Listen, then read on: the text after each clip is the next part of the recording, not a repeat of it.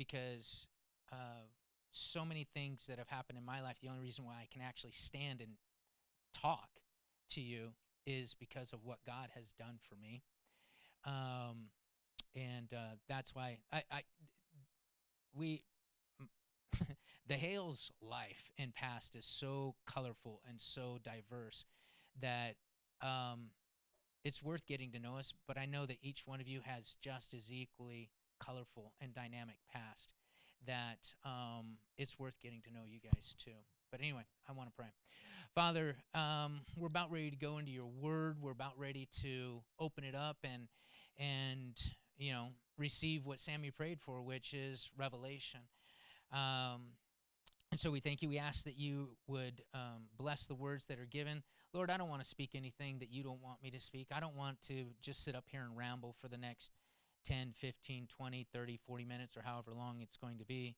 But I want to represent you well, and I want to represent you to everyone well.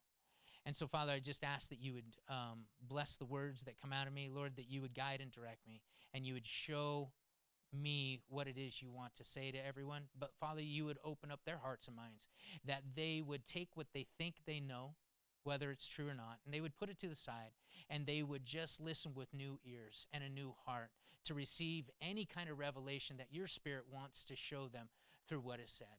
Father, we thank you for this time. We thank you for the Acklins and the fact that Scott heard you and Abby confirmed him hearing you, that he was supposed to start this place where we get to gather together and we get to learn and we get to hear about the things that are in your word. In Jesus' name, amen. So today, I'm going to talk about um, what does a wise person look like. Last week, Scott talked about um, he talked about being open to being corrected, and a lot during that sermon, he mentioned an individual or a type of individual was called a fool. And there, if you look at Proverbs, if you look at the word and you just do like a word study on fool, you'll realize that there is not just one type of fool, but there's three. There's three types of fools. One is the ignorant fool. This is an individual that can be corrected. This is an individual just they do things and they just don't know the truth. They haven't received that revelation of how to properly act or do or whatever in that situation. And that's an ignorant fool. And an ignorant fool, those folks can be corrected and that kind of stuff, but they do foolish things. And so they receive correction fairly well. They see the value in the people around them and that they have something to that they can learn from. Then you've got a prideful fool, and that's a person that's really just focused on themselves. They still do foolish things, but they do foolish things because of them, because of how they feel about themselves, and that there's a self-importance attitude about them. And then there is the irredeemable fool. And this is the one where in Proverbs it talks about this particular individual has only one future because they're so prideful, they're so stuck, they can't hear, they don't want to be corrected. They think everyone else around them's a dullard, they're not wise, they don't know, and they're the type of person that you could almost say like the Pharisees were this type of person. They had the creator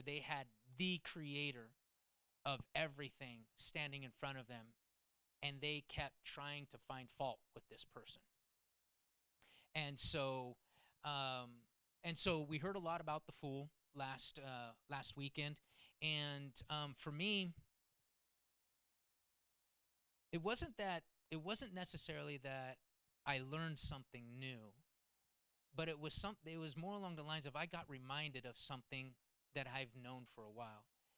And it's good for us to remember these things. And um, I started looking at my own life because the last thing I want to be is I want to be a fool. Um, Probably the only story I'm going to talk about myself today is um, I was with a pastor in a car, and we were driving somewhere. We were coming back from a meeting, and it was quiet because there wasn't a lot of banter going on between the two of us. It was just, you know, transporting him back to his house, and I was driving.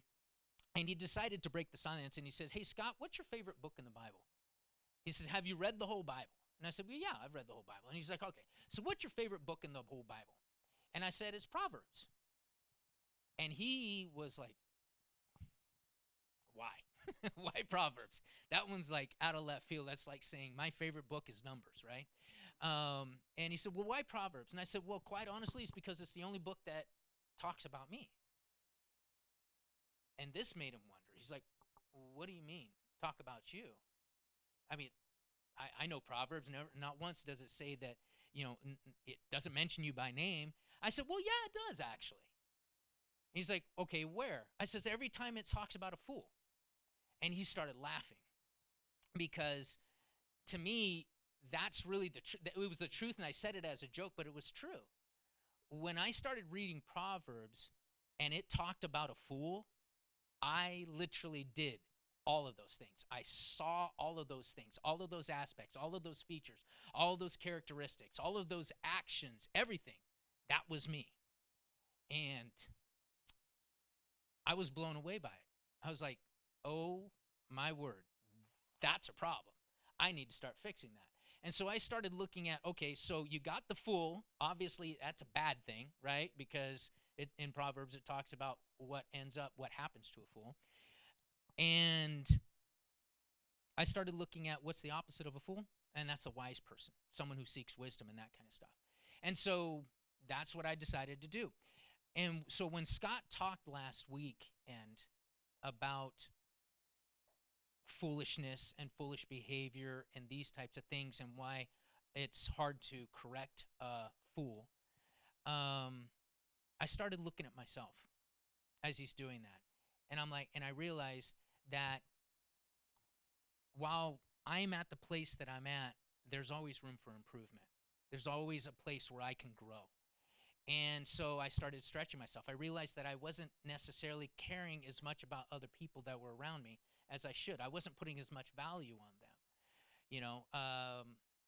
And so I started doing things differently in my life because while I may act foolish and while I may be a fool, I try to be an ignorant fool, which means I want to be corrected. I want to learn. I want to grow. And so so this week what I did is I chose to focus on, instead of what we shouldn't do, we need to be a people on focusing on what we should be doing, right? Because that's how we grow. That's how we expand. That's how we do things differently. And so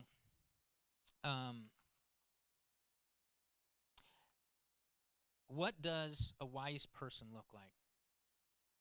James, and we're going to go into James. I didn't do any PowerPoints because for me, I think we need to be a people that we're in our word. We read our Bibles, right? So if you have a Bible, great. Open it to James chapter 3, and I'm going to read verses 17 and 18 to you. If you don't have a Bible, please pay attention and hear so that you can come along. I'll give you a couple seconds to get there. Let me know when you're all there. James chapter 3, verses 17 and 18.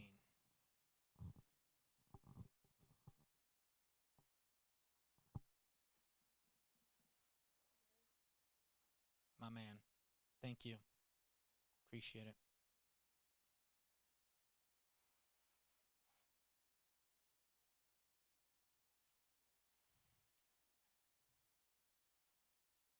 Okay. So, James chapter 3, verse 17. However, the wisdom that comes from above is first of all pure, then peace-loving, gentle, willing to yield, full of compassion, good deeds, and without a trace of partiality or hypocrisy. And a harvest of righteousness is grown from the seed of peace, planted by peacemakers. That is a word picture of what a wise person is. things that they do, the things that are in their life. And so, in order for us to be a wise person on the journey of becoming a wise person, first you have to realize, why do we need wisdom? What's the benefits of having wisdom? And some people will be like, well, Scott, that's a second degree duh. Of course you need wisdom. But other people, they may not. They may not look at it that way. But everyone would agree that I'm going to backtrack. Everyone would agree that they need wisdom, but sometimes we can't recognize wisdom. Sometimes we can't see past ourselves enough to see that there's a reason why we need something that someone else has. Sometimes we're so focused on ourselves that we can't see the value that God has in everyone. And this is something that Tina and I have been talking to folks about, and that kind of stuff. And it's something that I have truly believed for a long time, especially with an individual such as myself. I recognize that every individual, everyone, was given a gift when they were created. Everyone has something to give to the people around them. Everyone. And it is a true pleasure and it is a joy to find out what it is that that person has to give to me. It's a lifelong pursuit to find the value in everyone, because I know that intrinsically they have value. And more often than not, that value is the wisdom that they carry from their life and the things that they've done.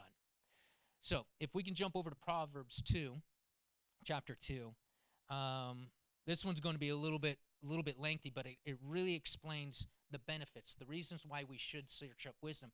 And we shouldn't be willing to discredit or disregard what a person brings to us. I knew an individual. His name is Will, and Will was a great guy. I've known him for a long time, and he went through a life change, because I got to be there and watch as he went from not serving God to serving God through salvation. And Will, pre-salvation, was the type of person that he really didn't have a lot of regard for the people around him. Life was pretty much about him and what he wanted and the things that he knew. And he really just didn't get it, No matter how many times you talked to him, oftentimes he'd blow you off because he didn't think you had anything to offer him, and what you were talking to him about was foolishness. But then Will went through salvation, and post-salvation, Will started seeing that the very people that he had disregarded were the people that God had sent to try and get his attention. These were the people that God used to plant seeds into his life and to try and get Will to understand the truth of human beings and the value that they had. So Proverbs 2, verse 7. The Lord stores up sound wisdom for the upright and is a shield to those who walk in integrity, guarding the paths of the just and protecting the way of the faithful ones. Then you will understand what is right, what is just, and what is upright. Every good path, for wisdom will enter your heart. Knowledge will be pleasant to your soul. Discretion will protect you. Understanding will watch over you, delivering you from the way of evil, from men who speak perverse things, and from those who abandon the right path to travel along the ways of darkness, who delight in doing evil and rejoice in the perverseness of evil, whose paths are crooked, who are devious in their ways. Wisdom will deliver you from the adulteress, from the immoral woman with her seductive words, someone who has abandoned the companion of her youth and forgotten the covenant of God. For her house leads to death and her paths down to the realm of the dead. None who go to her return, nor do they reach the paths of life. This is how you will walk in the way of good men, and will keep you on the paths of righteousness. For the upright will live in the land, and people of integrity will remain in it. But the wicked, they'll be cut off from the land, and the treacherous will be uprooted from it. Wisdom brings you security. Wisdom allows you to see, to be able to foresee where a path or an attitude or an action will to be taking you. Wisdom protects you from those wrong things. You know the Lord's Prayer, right? Our Father who art in heaven, hallowed be your name. Your kingdom come, your will be done on earth as it is in heaven. Give us this day our daily bread. Lead us not into temptation. That's wisdom. There's wisdom. Even in that prayer, we're asking for wisdom. Wisdom keeps us from going down the wrong paths. Wisdom allows us to be able to see the people around us as valuable. Wisdom keeps us in a place where we're on the right path with the King. And it keeps us from getting distracted, right? I mean, I don't know, maybe I'm the only person, but I'm pretty sure all of us have things that can distract us, things that can lead us down a bad place. You know, we've got entertainment, we've got electronics, we've got social media, we've got so many, this world is so filled with distractions, it's not even funny. Wisdom allows us to be able to use those things as they were properly needed and used. I'm old enough that I remember when the internet actually got started. And the purpose of the internet was to what?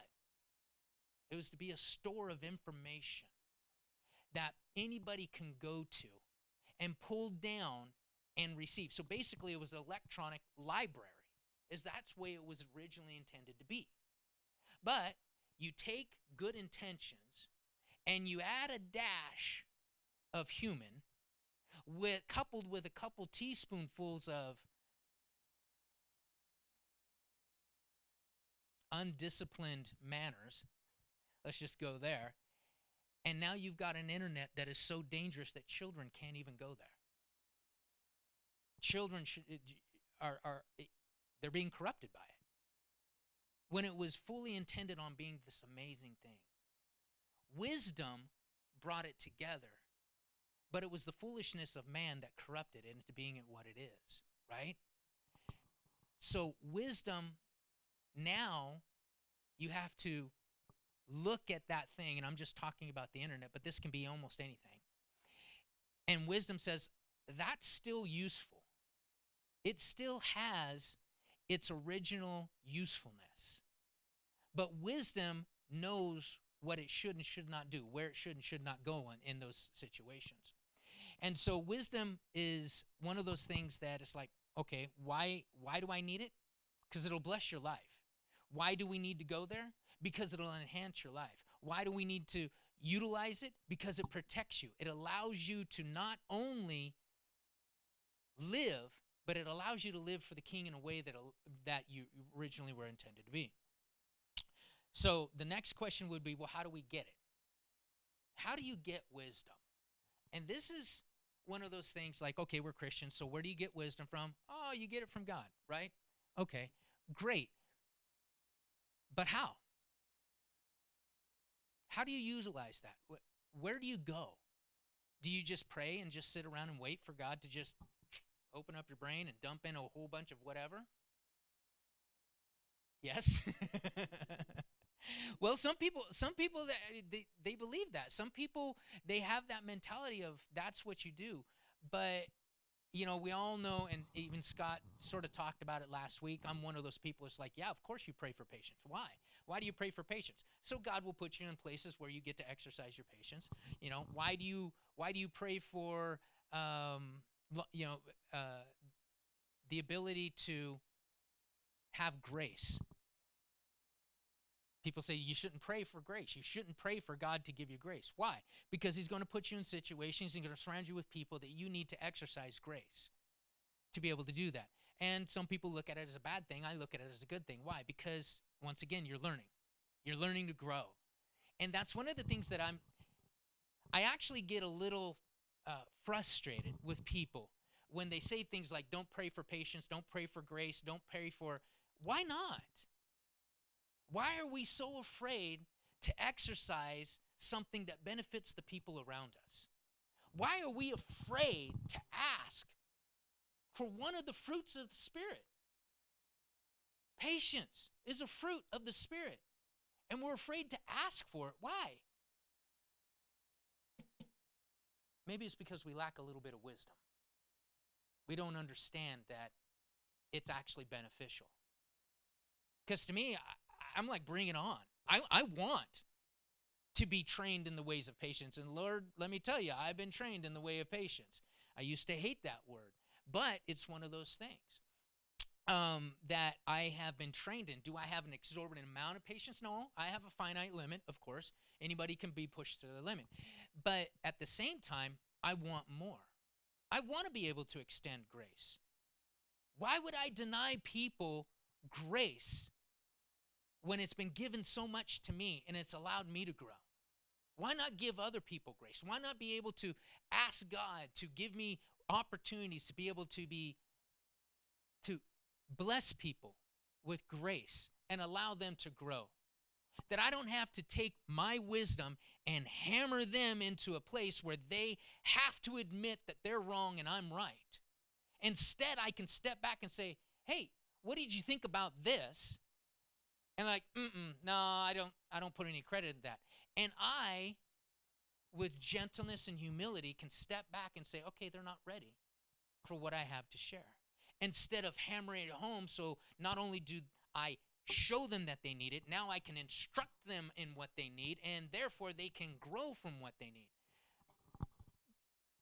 I don't know a lot of people that receive instruction that way. I happen to be one of them, but I don't know a lot of other people that are like that. It's about the gentleness.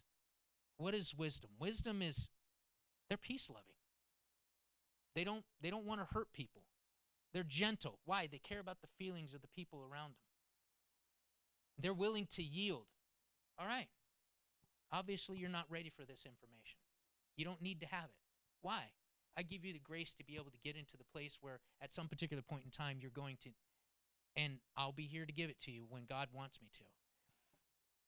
So, how do we get wisdom? First step is we need to recognize we need it. We need it. If you think you already have wisdom, if you think you already know it all, if you think that you already have all the answers, you're never going to get any more wisdom.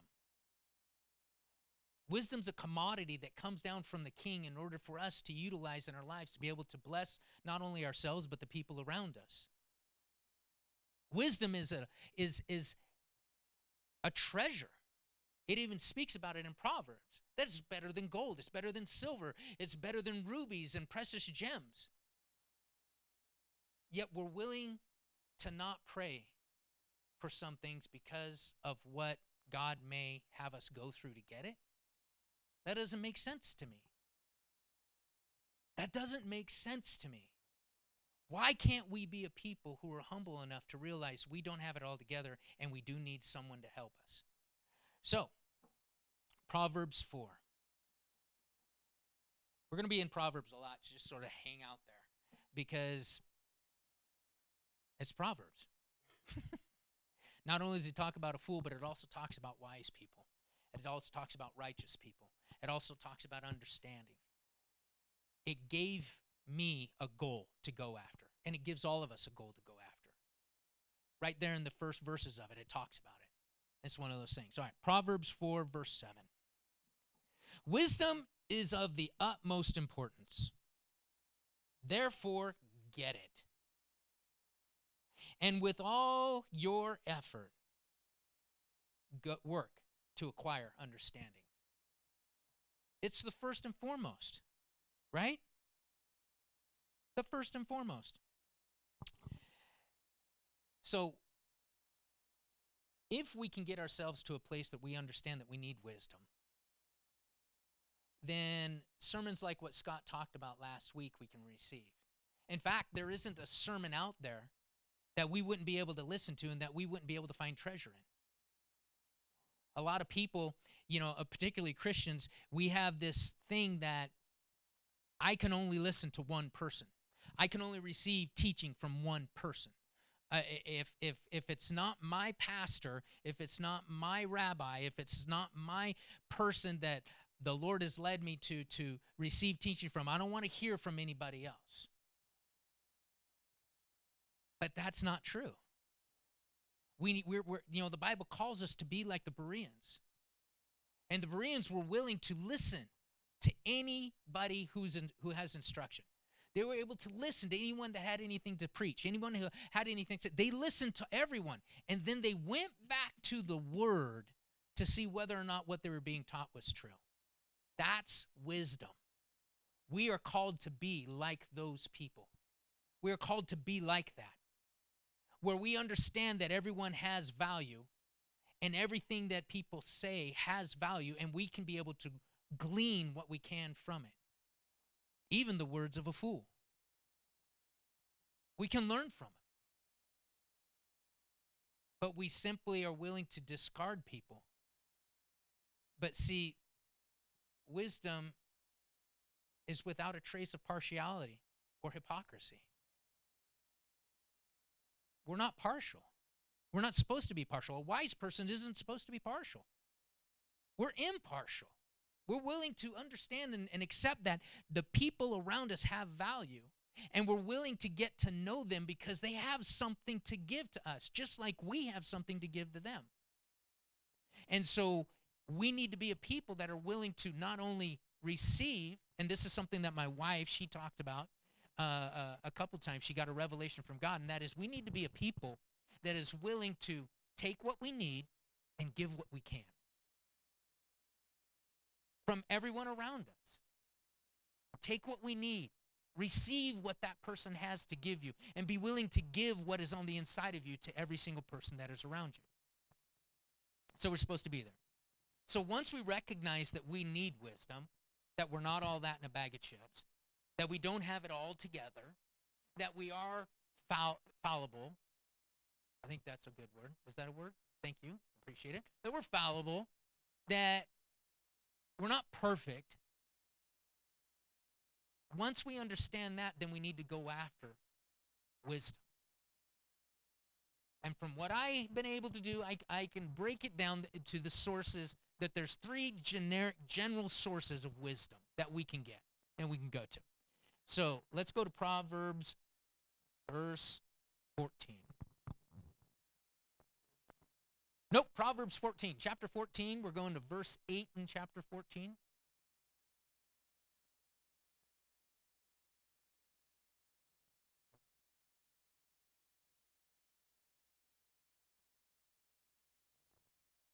I'm not one of those flashy preachers. Sometimes there's just dead sound because there's pages turning, and it's a beautiful thing.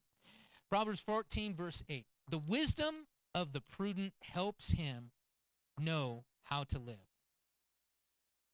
but a fool's stupidity deceives him.